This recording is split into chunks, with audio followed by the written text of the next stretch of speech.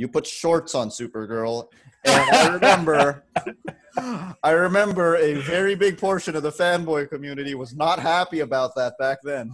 You know that's going to be on my tombstone, right? You put shorts on Supergirl. I put shorts on Supergirl. That's gonna be on my grave.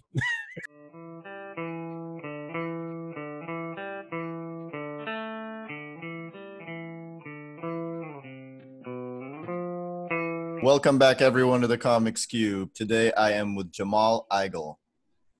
Did I say that name right? You said it absolutely correctly. Thank you. How are you? How are you, Jamal? I'm doing good.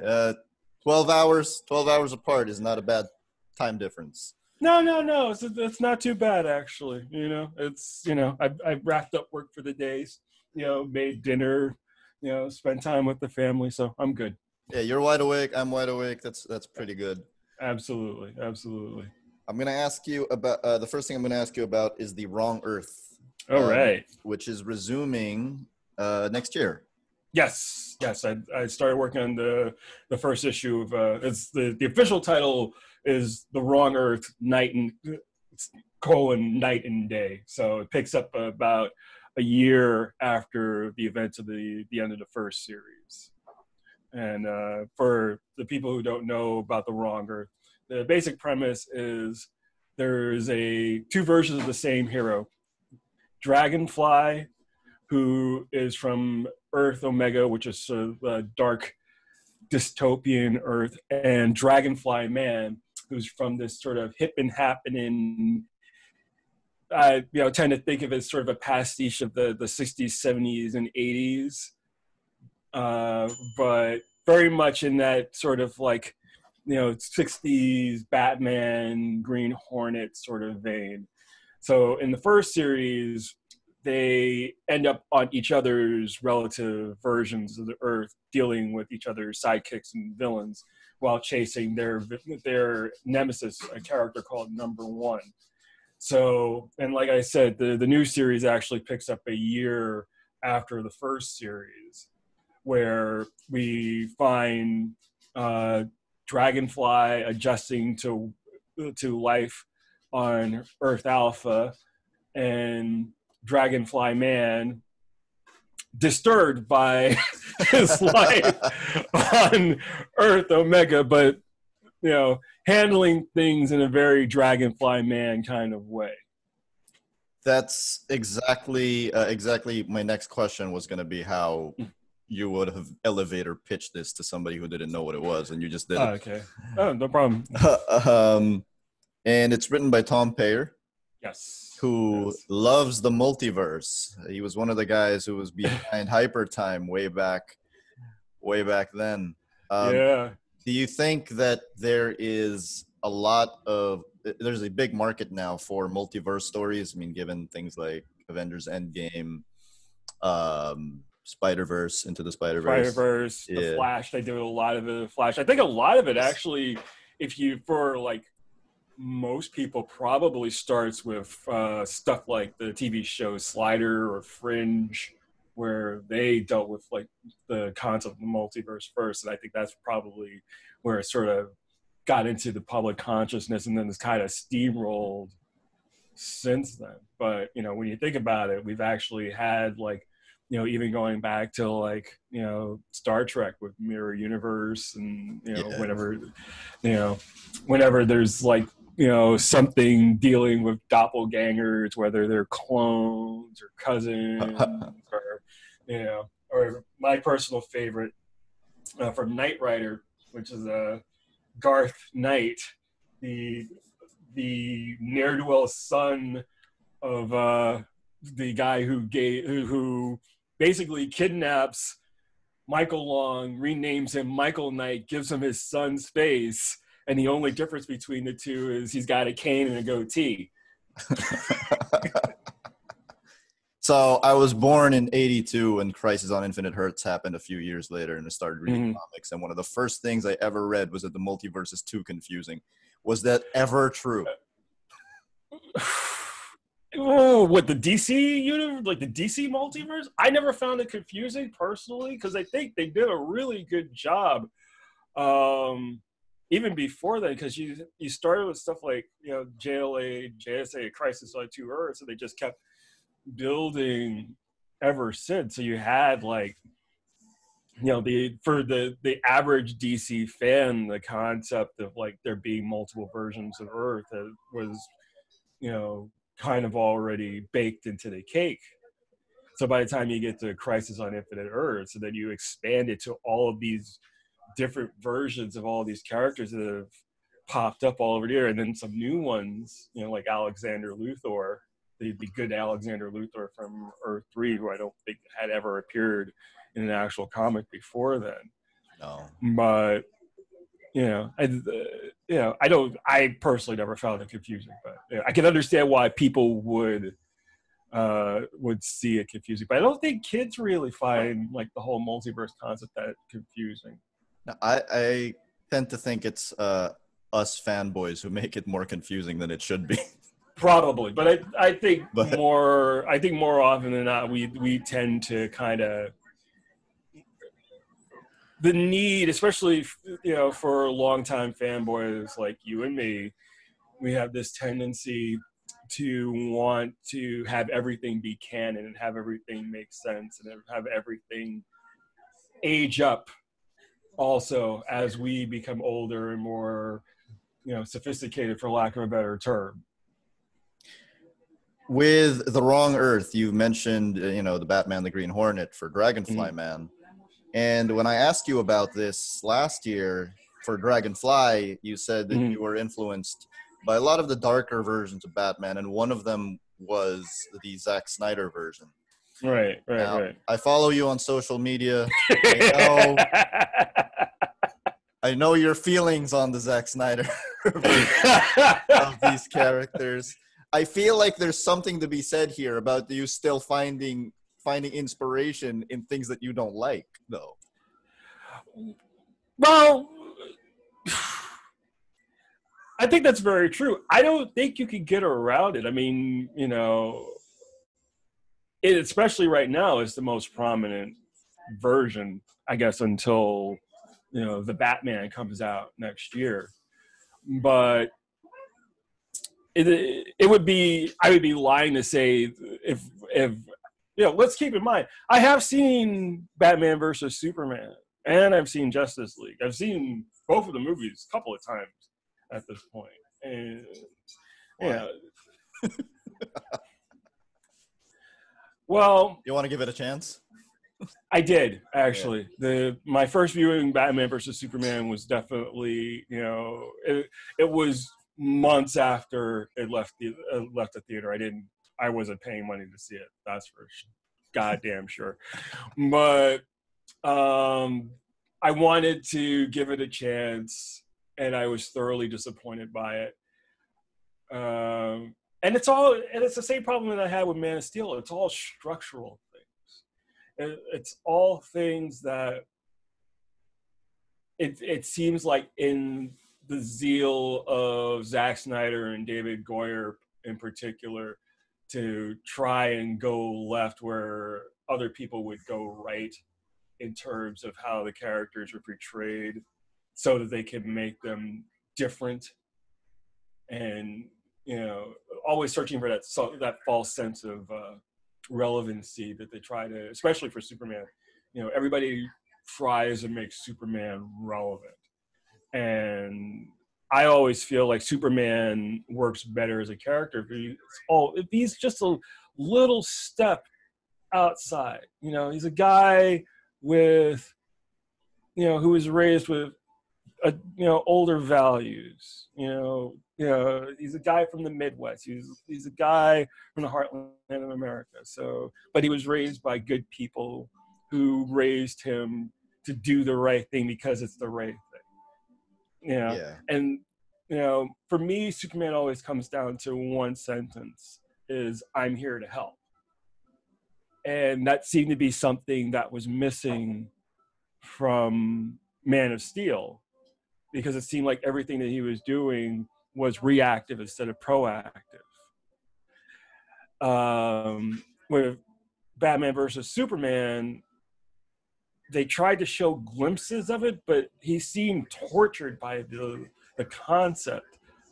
And that's not what I think Superman should be about. I have less issues, honestly, with what they did with Batman up until he starts dropping boats on people and, you know, shooting up the backs of trucks with, you know, twin Gatling guns. That's, you know, then I know you just don't care. Like you know, you're gonna do your thing. The to hell with everything else. To hell with, you know, 80 years of storytelling. You know, go be you. That's your vision. Whatever. And it took me a while to get around to seeing Justice League, and Justice League's just a mess. It's just a mess.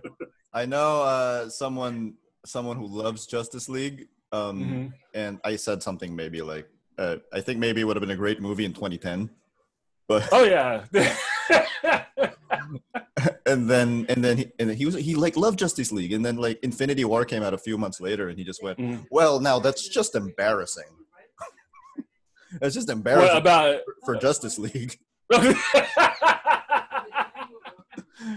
And this guy loved. No, here Justice League's main problem is that Zack Snyder had to leave the production, and DC Warner Brothers decided, okay, we're going to do the course correction that we feel like we need to do because the reaction to Batman versus Superman wasn't what we wanted it to be. And it's two very distinct filmmakers with two very distinct styles trying to mesh one film together, and it just doesn't work. I have absolutely no faith that the Snyder Cut's going to be anything close to being good. And I will probably, at some point, once it's done and released and out on HBO Max, look at it just, you know, to get it out of the way, to kill any curiosity that I may have. But I'm not counting. It might give you ideas for Earth Omega, though. It might, or, you know, but, you know, we're not just dealing with Earth Omega in the wrong Earth, because we introduced a third Earth at the end of the first miniseries. So we're going to be exploring that as well. I was gonna say, I mean, I wasn't gonna spoil it, but you did say like you start 1 year later, and I was thinking, wait, you ended 1 year later. So does that mean 2 years later, or where you? There are some changes. There are definitely some changes between the ending of between issue 6 and issue 1 of the new series. Okay, so the Wrong Earth definitely. I mean, you are influenced by a lot of older characters, but it's clearly Batman, like at the forefront. Do you think this kind of story could be done with Superman, or does it just not land as well? Does it work with anyone else other than Batman? Because I feel like Batman is so adaptable and has so many versions that work, because he's kind of a blank slate at the end of it, you know? But do you think there's something else? I think you could do it with Superman, but it wouldn't land the same way. There's a very, we're dealing with two very specific versions of the character. And I know that when Tom and I talk about the story, and then when I'm drawing the characters, like Dragonfly Man and Stinger on Earth Alpha are, he's Guy Williams in a Batman suit, he's not Adam West, but he's very much in that vein. He's not, he is a very, very much a character of that time period, of that idea, the false idea, the one that was created through media, of, you know, the stalwart erstwhile hero. And then with Dragonfly, it is definitely that sort of that Zack Snyder, you know, Frank Miller, you know, even a little Brian Azzarello Batman thrown in there. A much, you know, a darker take of the character. And at least with the first miniseries, when I was drawing Dragonfly in particular, I kept in the back of my head, I always try to keep the motivations of the characters, how they think, how they operate, why they do the things that they do. And with Dragonfly, it all came down to the fact that he's been fighting this fight for years and years and years, and he's just tired. So he looks for the most efficient and the fastest way to end things. Whereas Dragonfly Man would much rather talk someone down than hit them, but he has no problem hitting them if they need to be hit. But it's done out of a sense of love as opposed to he's smiling. He's smiling. He believes in the greater good. He believes in the altruism of people. He's guileless. Mm-hmm. You know, where Dragonfly is cynical. And, you know, it's that cynicism in Dragonfly that, you know, really bristles against the characters, with the exception of Deuce. Yeah. In the first miniseries. And we're going to see that play out in the second miniseries.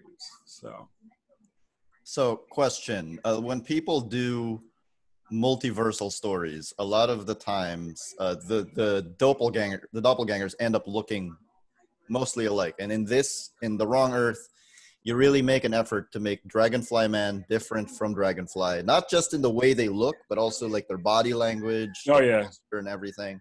Oh yeah. So which artists most influenced you when it came to things like body language and gesture? In general, or just like coming just as a young artist, like guys that I was influenced by, or artistically, that sort of thing? Yeah, that sort of thing. Oh God, yeah. Oh, there's a ton. There's, you know, Dave Stevens, Steve Rude, Brian Bolland, Jose Luis Garcia Lopez, Jerry Ordway, Chris Warner, Jaime Hernandez. It's a long list. It's a really long list. But, you know, I mean, I grew up, you know, I'm older than you are. So, you know, by the time like 85, 86 rolled around, you know, I was in high school, and, you know, I was reading Killing Joke and Dark Knight Returns, and, you know, as they were coming out. So, and then it was also like the independent revolution. So, you know, especially with Steve Rude and Dave Stevens, because they were doing the Rocketeer and Nexus at that time. And those were like, that was my jam. Those were like, I had such a huge influence on me. And then it was weird because I sort of went backwards a little bit, because I started out with the more naturalistic guys, and then I started looking at Al Williamson, and then Mac Rayboy, and then Gil Kane, and then Jack Kirby, and then just doing a deep dive into, you know, on that level, and then coming back forward with like Wrightson and Gary Gianni, and just, you know, all these different comic book artists. So that's the thing. And then, you know, part of my later training was in animation.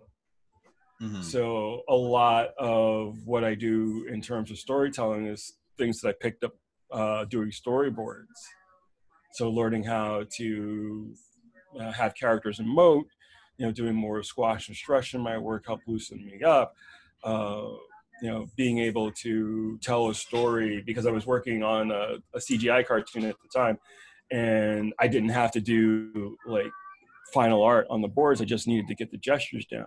So I was just, doing storytelling on 2x2 Post-it notes, and but I had to get the timing down. I gotcha. Jack Kirby gets brought up with every artist I interview. I wonder why that is. It's almost like this guy's a big deal. You think? I don't know. For me, I had to come around on Kirby. I'll be completely honest. And it wasn't any of the stuff that he did at Marvel or DC that really did it for me. What it was Marvel did a hardcover collection of The Fighting American. Really? Yes. And that was what turned me around on Kirby. Because this was, and later, what really got me about Kirby's later work was, by the time we get what most people consider to be prime Kirby, which is like Fantastic Four, he was already 20 years into his career. Yeah. He had figured out a formula for himself. And that was the formula that made him who he was. So he'd already figured out how he wanted to tell stories. And then he started expanding on it with everything else, all the way through to New Gods and Jimmy Olsen and all this stuff. I mean, even if you look at like the Superpowers comics from the 80s, or like the Silver Star stuff that he did for Topps and everything, like that is every bit of information that you need distilled through a filter and then presented in a way that's believable to you. And that's the lesson that I picked up from Kirby more than anything else. Yeah, I'm the same way. I saw him at Superpowers first, and I thought it was ugly as hell. And now I have like a gigantic Kirby book up there. It's funny how that works out, right? It's like you learn stuff as you grow older. I know, right? It's weird. It's weird. I want to talk about Black. Okay. So this comic came out in 2017. The Kickstarter for it was, I think, in 2016. Yeah, it was February 2016. Yeah, that sounds about right. Okay, so yeah, it was about a year. So, so Black is about a young man named Kareem Jenkins who gets superpowers, and in this world, only Black people have superpowers. Right. Now, I couldn't help but draw parallels to the X-Men. Mm-hmm. When the X-Men have superpowers, they're classified as mutants. Right. And then they go very specifically after mutants. But the thesis of Black, which is written by Kwanza Osajyefo. I said that right? Osajyefo. Okay. Yes. So written by Kwanza Osajyefo. The whole thesis is that if a Black person got superpowers, the government would go after all Black people. Mm-hmm. Now, if the Kickstarter for this was done in February of 2016, that means that the political climate was very different back then. Very much so. How much did the level of relevance change from 2016 when the Kickstarter started to 2017 when the comic came out to 2020? Well, I don't know if you keep up with American politics all that much, but there's this guy in the White House named Donald Trump. And things got hot pretty quick. But here's the thing also about doing a series like Black. The themes that we touch on Black in terms of dealing with the systemic racism aspect are things that we were going on then and are going on now. I think the big difference was that we hadn't reached the touch point. I think one of the things that helped that along, because even we're there's protests all the time for Black Lives Matters, but Black Lives Matters existed since 2016. It's it really we talk about George Floyd, but it really started with the death of Trayvon Martin. Yeah. And that was the cover to Black #1 was a direct reference to Trayvon, being killed while wearing his hoodie. And again, these are things that I've certainly had to deal with, racism in my life as a Black man in the United States. It's I don't know anybody who hasn't had at least one confrontation with a policeman or a security guard or just some guy on the street that that shakes you to your core a little bit, because you grow up here being told that we're all Americans and we're all treated equally, and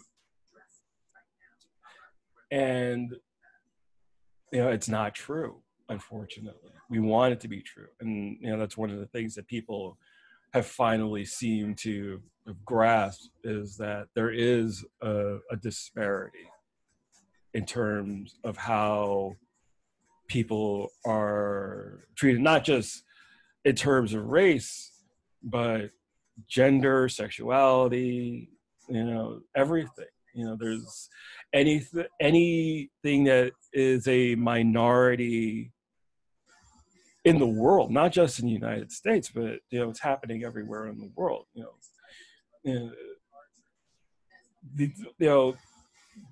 Those themes are unfortunately still relevant. The thing about and it's funny because Kwanza and I have the very same thoughts in terms of the difference between our book and X-Men, which is, my argument has always been that the X-Men sort of ghettoized themselves. Yeah. The X-Men as a concept do not make sense in terms of the larger Marvel universe. No, yeah, it does not. It doesn't. In a universe where the Hulk and the Thing are running around, the X-Men don't make sense. There are mutants in the Avengers. Exactly. They don't make sense. The only thing that separated the X-Men is they were running around in black and yellow uniforms with giant black X's on them and telling everybody that they were mutants. If Angel had put on a different color costume and started telling people that he was an alien from another planet, or he was an actual angel, or he he called himself Falcon or Falcon Boy, and he was bitten by a radioactive falcon, the same way that Spider-Man runs around telling people he was bitten by a radioactive spider, and now he's got spider powers. Like, who can tell? Like, who can really tell the difference between? No, literally, like, it's Peter Parker and Johnny Storm both got their powers as teenagers. This is why when people say, how are the X-Men going to fit into the MCU? I'm like, they can't. It's not going to make sense. No, they could, but you can't treat it. My argument as far as like the X-Men in the MCU is you don't really need them, because you have the Inhumans. You've already established that you have this outcast race of humans who are already being transformed by the Terrigen, running around on the planet, living in afterlife and what have you. And then you had that awful TV show that was on ABC that I didn't bother to watch. No one did. That's why it got canceled so quickly. Yeah, well, yeah. It was the what little of it that I saw was terrible. Was absolutely terrible. But yeah, so the X-Men ghettoize themselves. That's true. They stay away from everyone, and they basically proudly proclaim that they're mutants. Absolutely. But that's the thing that makes Jonathan Hickman's run work right now, is that, they are separating themselves and they're dealing with, but not only that, they're kind of holding the world ransom because they've got this super drug that they're basically blackmailing all the countries in the world to make Krakoa a nation unto itself, and the X-Men all have diplomatic immunity. So when you do stuff like that, it rubs people in power the wrong way, and that's that's sort of that really is at the center of Black, which is you have this world where African American people have been, and Black people all over the planet. It's not just African American. There's no. That's one of the things about the series is not all Black people get superpowers. We don't know why the specific subset of Black people get superpowers. It's not based on melanin. It's not based on genetic makeup, because there are members of the team of all of in heroes and villains in the series who are mixed race as well. So we are exploring those ideas that it's the entire diaspora rather than one single subset. And what makes it interesting is that this is a secret that's been going on since the days of chattel slavery, and it's still going in the first series, and it's all centered around one company and one person named Theodore Mann, who's literally the man.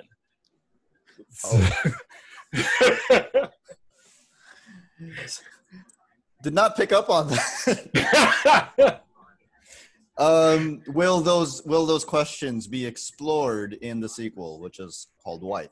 Yes, they will. Some of the questions will definitely be explored. White is, I think, even more so than Black. White is more of a straight up adventure story.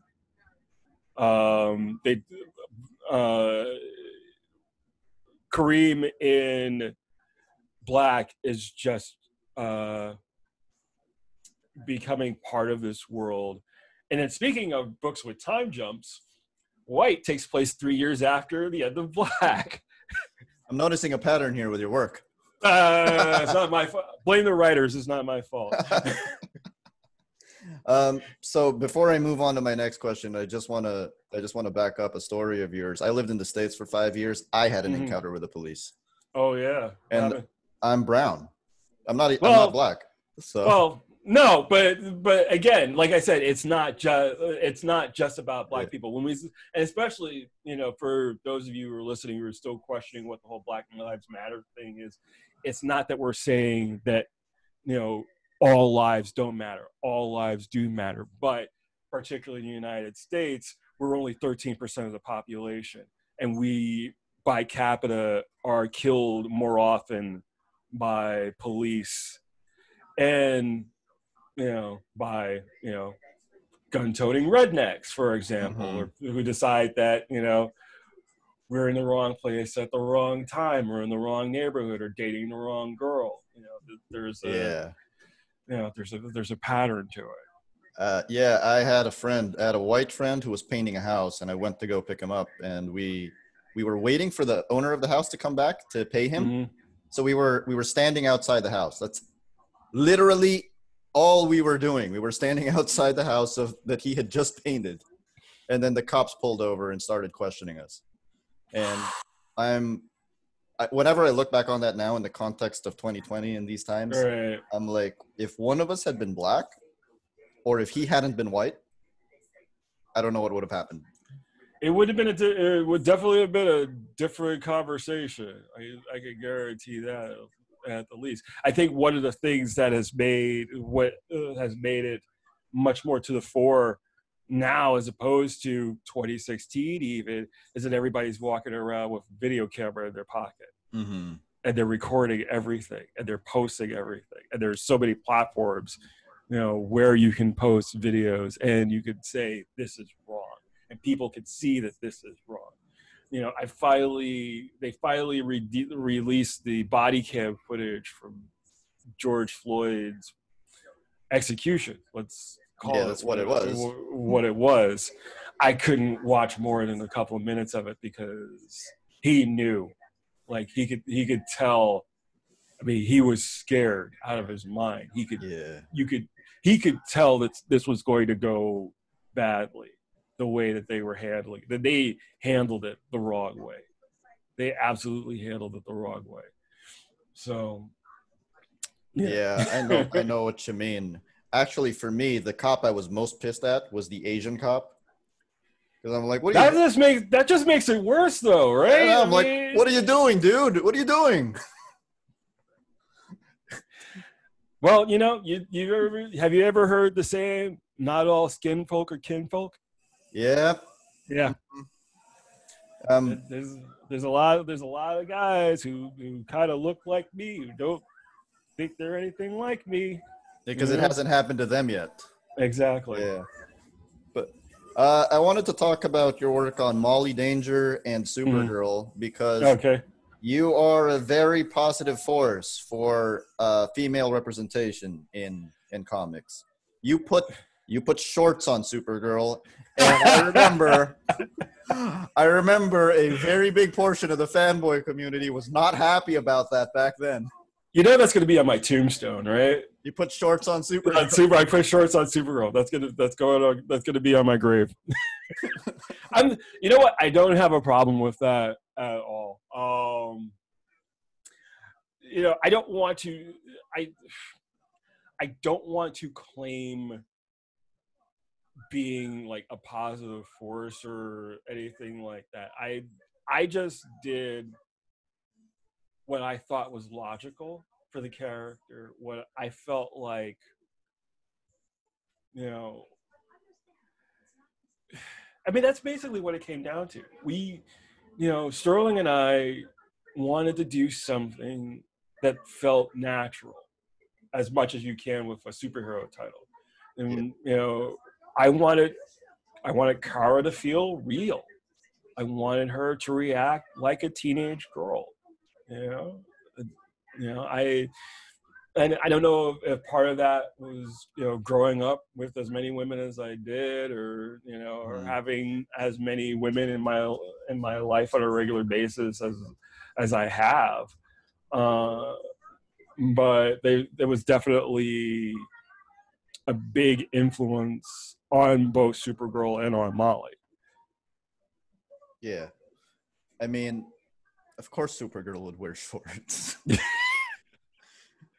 It's funny because I had actually come up with an idea for a story. And I never pitched it, but it was something that I thought would be really interesting to tackle. And at that point, like, DC just didn't want to draw that much attention to it anymore. Okay. But I come up with this idea for a story, and the basic idea for the story was that there was these two guys who were running around Metropolis with cameras, with the cameras with telephone lenses on it, and they had started a website called supergirlupshots.com. Yeah, I heard about this. Yeah. Yeah. So the story was going to be Kara, like, tracking these guys down, like, not as Supergirl, but as Kara, is like, what are you doing? Can't you see what you're doing is wrong? It's like, well, if she didn't want to be photographed, she shouldn't be running around in a skirt. Like, what kind of superhero wears a skirt?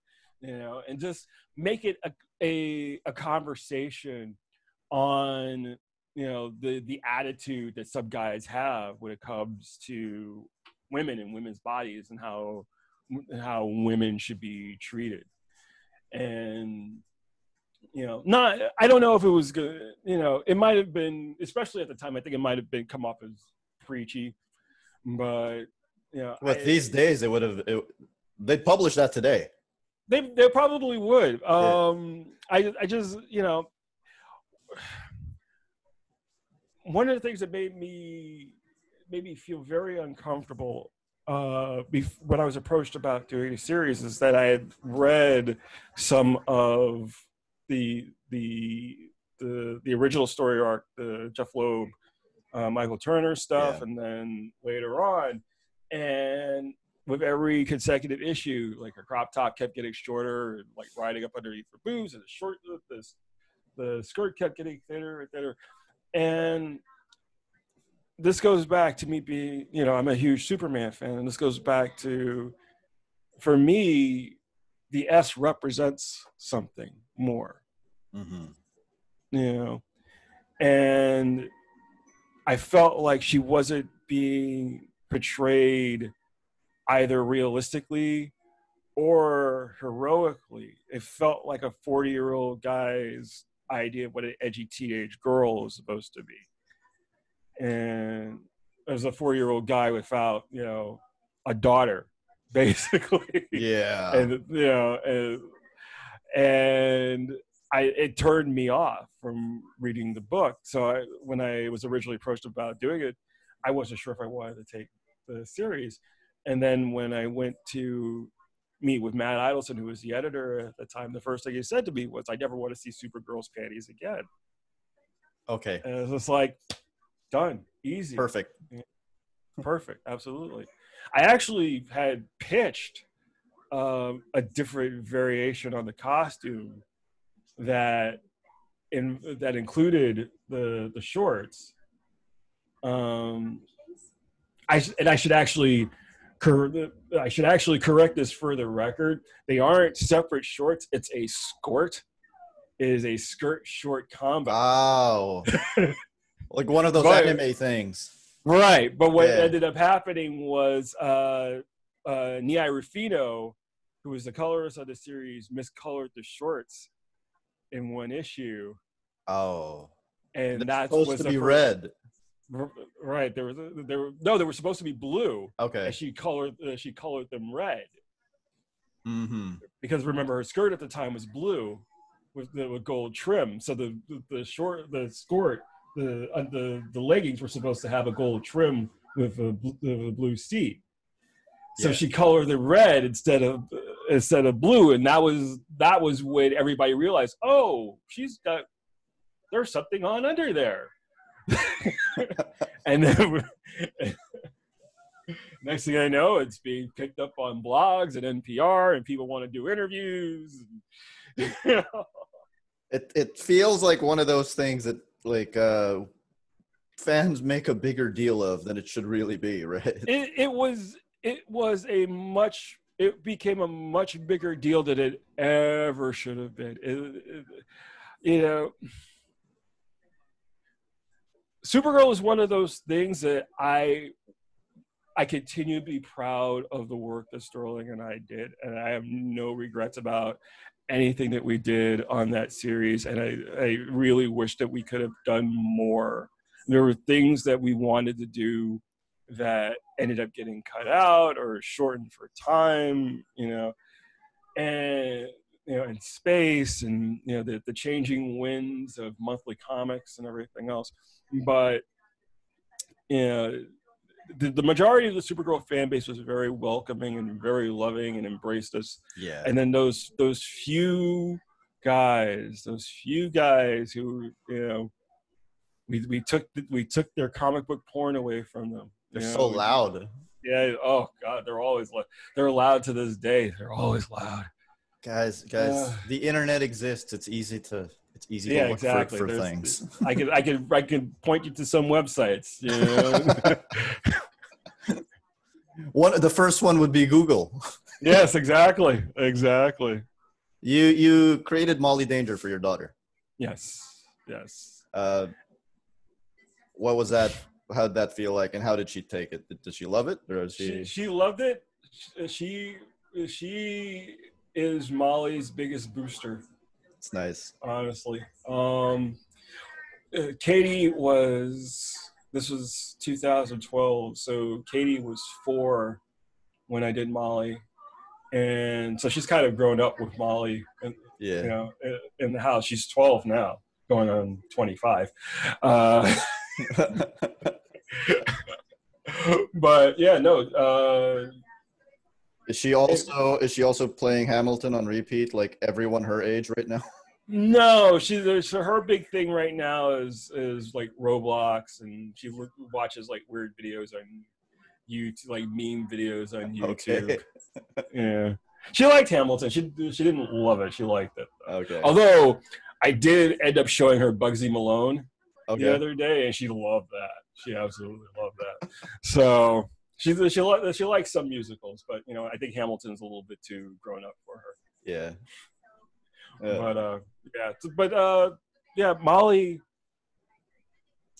was me taking all of the ideas that I had for years and years and years of not just about superheroes, and, you know, and female heroes, and you know, empowering heroes for girls, but you know, the idea behind celebrity and a cult of personality, yeah, and family dynamics, and just putting it into one thing, and you know,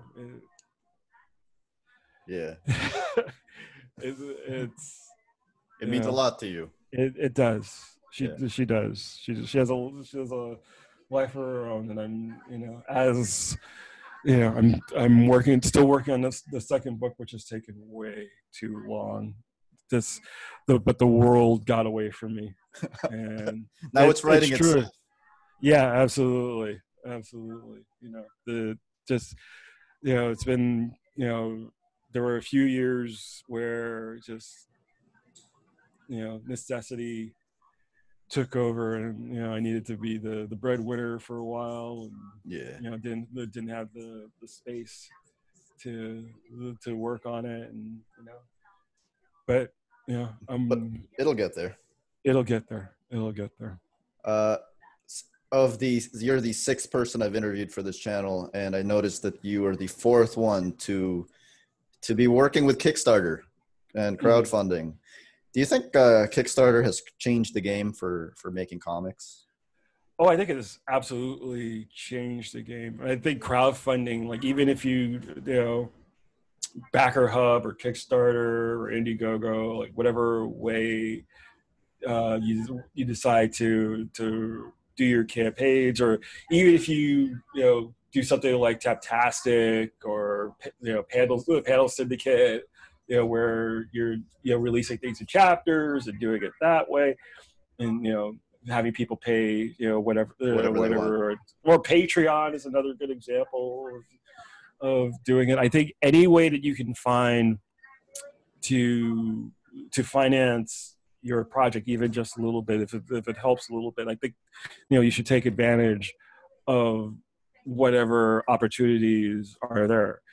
You know, if you have an idea for something and you try to take it to an Image or an Action Lab or Vault, or you know, or what's the Peter Simeti's company? What's the name of it? I'm forgetting. I'll post it here at some point. Alternate. That's yeah. You know, there are venues for creator-owned books that you could go to, or you could put it out yourself if you have the wherewithal to run a campaign and, you know, do all the logistics that it takes to put, you know, a book out and market it, and you know, and sell it and get it out to retailers and everything. But being able to secure either partial funding or full funding or some kind of seed capital, you know, unfortunately is necessary, you know, or else you're just going to be, it's just going to take forever, you know. Yeah. It's not easy at all. I think the thing that helped me in terms of running my Kickstarter campaign was because I have a background in marketing. Mm-hmm. You know, it was, you know, for me, I spent 6 months putting my campaign together before I even launched it. Yeah, you were the VP for marketing for Action. Well, this was even before Action Lab. So I spent 6 months putting together the campaign, lining up interviews, writing press releases, setting up, the on MailChimp and on, but again, spending hours of each day during that 30-day period of the campaign, just working on the campaign, answering emails, answering backer questions, sending out tweets, Facebook posts, curating everything. It's a full-time job. That's a whole job. People don't think it's a job. No, people are like, oh, you post on Facebook? No, but that's why a lot of campaigns don't get the traction that they would like. And part of that also is that you always have that lull in the middle of the campaign where there's no money coming in, and you really have to put on the full court press. And that's usually a time when you're doing even more interviews and trying to get on even more podcasts, or getting in touch with more websites and trying to do as much as you can and reach out to as many people as you can to get over that hump. Every campaign has a big initial burst of attention, of backers, of people willing to talk to you about it. Once you get into week 2 and week 3, well, yeah, it's part of it is that familiarity breeds contempt, and people have already heard about your campaign, at least, or they think they've heard about your campaign, but you're then required to reach to the people who may not have heard of your campaign. So you have to try and find different venues that may not be familiar with you, or you try to reach out to people that may not have wanted to interview you, but you make a plea and you say, please, please, please. But I think the difference between 8 years ago and now is that Kickstarter was new. Yeah. And now there are so many different crowdfunding sources that you can go after, and so many people running campaigns, and the poor guys running these websites, they get inundated with requests and press releases. All right, I'm going to close this off with one question that has nothing to do with comics. I'm going to put you on the spot. First, I'm going to show you my t-shirt. Okay. Who's the greatest professional wrestler of all time? Oh, no. No, no, no, no, no, no, no. Oh, God. Oh. The greatest professional wrestler of all time. Okay, I do have an answer. It's kind of controversial. So my all-time favorite wrestler was Chris Benoit. Oh, ouch. Yeah. So, yeah, I know. All things considered, I mean, the tragedy that his life ended up being, it's hard to deal with, but you look back at old Chris Benoit matches, the man was amazing, yeah, absolutely amazing. Literally, on my Mount Rushmore of wrestlers, he's number one. If you remove the last 3 days of his life, yeah, exactly. Yeah, he's one of my favorites too, and it's just really weird that I can never. It's just really weird to ever say that, I know. It's hard. It's really just one of those things, It's just but wrestling, unfortunately, is it's literally a diet with just hard. crap, just drug dealers, murderers. Marty Jannetty might have confessed to something a few days ago. Oh no, he retracted. He said he didn't kill anybody. He just beat them in the head with a brick. And then that's what I said. I was like, and this is better somehow, right? That guy's dead. That guy's dead. Beat him in the head with a brick. So who's the rest of that Mount Rushmore? Oh God. Okay, so Benoit is. I already said Benoit. Okada. Okay. He's up there. Okada's up there. Jushin Liger. Happy retirement. Yes. And, happy retirement, Liger. And the king, Minoru Suzuki. Oh, I love Suzuki. I love Suzuki so much. You love your puroresu.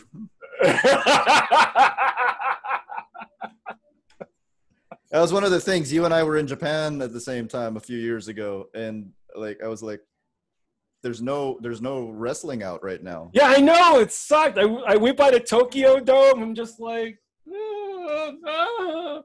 but I did go by the Lion store, and I got my shirts and everything, and the guy who runs the store was very nice to me, and it was cool. I walked away with my Bullet Club T-shirt. And got a Time Splitter shirt, and they're nice to everyone in Japan. Yeah, for the most part. Yeah. Well, I mean, they're disciplined anyway. This is true. This is very true. No, you know what? I had a very nice time in Japan. Japan is one of the most beautiful places I've ever been. Yeah. Food's amazing. Tokyo is probably one of the cleanest cities I've ever been to in my entire life. Like, just insanely clean. And but it was great. It was really great. But my daughter and I stuck out like sore thumbs. Well, most likely. I think my family and I did too for a little bit, but not as much as you guys, obviously. Well, there's more Filipino expats in Japan, right? I've seen there were a lot. Well, I've also been told I look Japanese, so. Oh, okay. But I can kind of see your face is rounder, so I could kind of see that a little bit. No, I mean it's very but this is from a part Malay boy, so.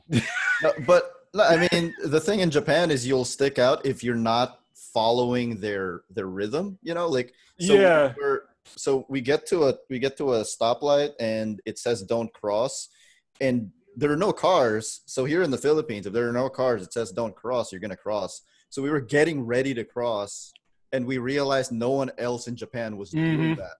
They were really waiting for the light to change. And that's how we were sticking out, because we were just undisciplined people.